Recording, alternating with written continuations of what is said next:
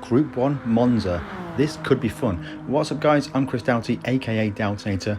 Before we begin, it looks like 75% of the people watching my videos aren't yet subscribed. If you're one of those 75%, hit that subscribe button and let's see if we can change those numbers a little bit. So yeah, Group 1 at Monza, it's going to be a very interesting race, certainly because you have the hybrid cars and you also have the non-hybrid cars like the Peugeot 908.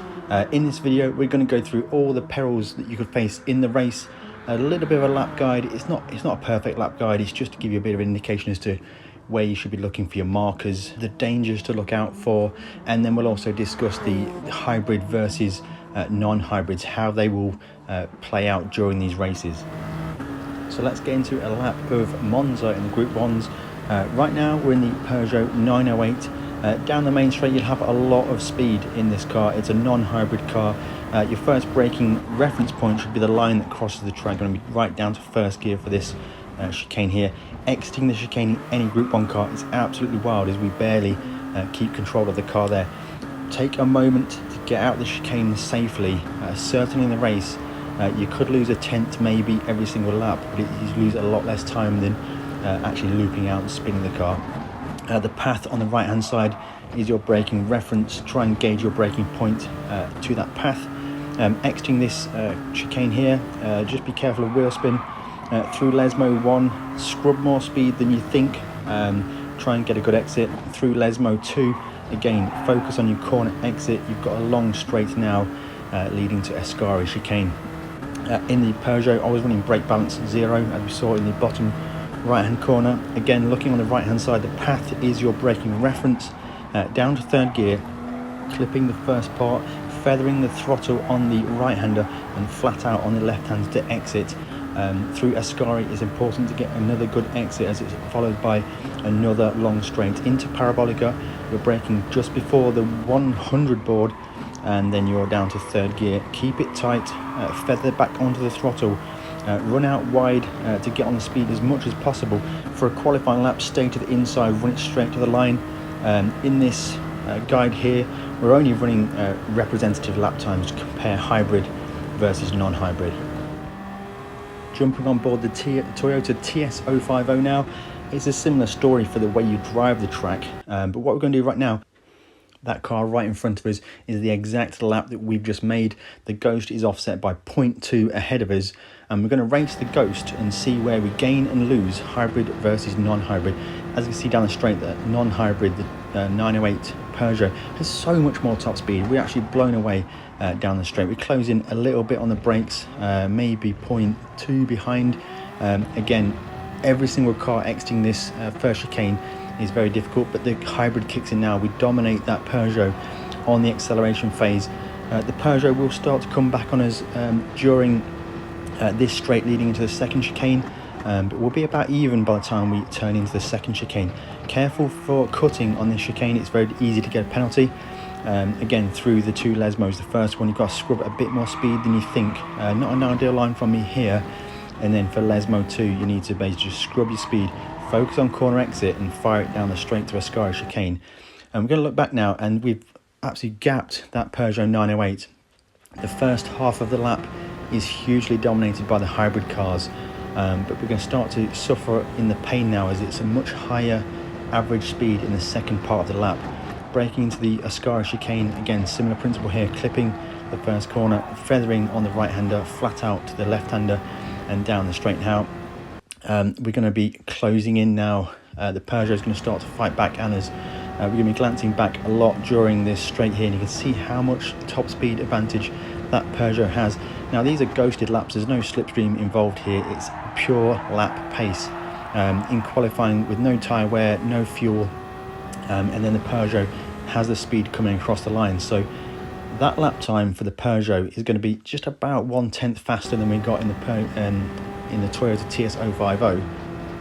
So as you can see from the lap times, they're close on the lap times, but they do it in very different ways, and that's going to cause a lot of problems during the races when you're battling with the opposite kind of car to what you have. So here we have TV camera replay. The clips are perfectly aligned, and down the straight now to start these two qualifying laps running side by side.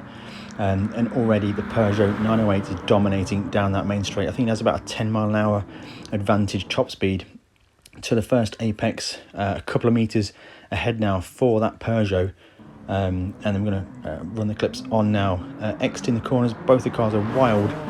Exiting the corners, the hybrid kicks in for the Toyota TS050 at the top.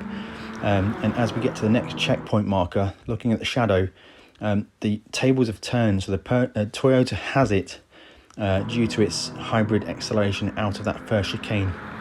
By the time we get into the second chicane, the Toyota is going to be caught up a little bit towards the end of that straight. Now we're almost exactly the same through the chicane, but now just watch the difference in this short acceleration zone. The Toyota has blown the doors off that Peugeot 908 just in that acceleration zone.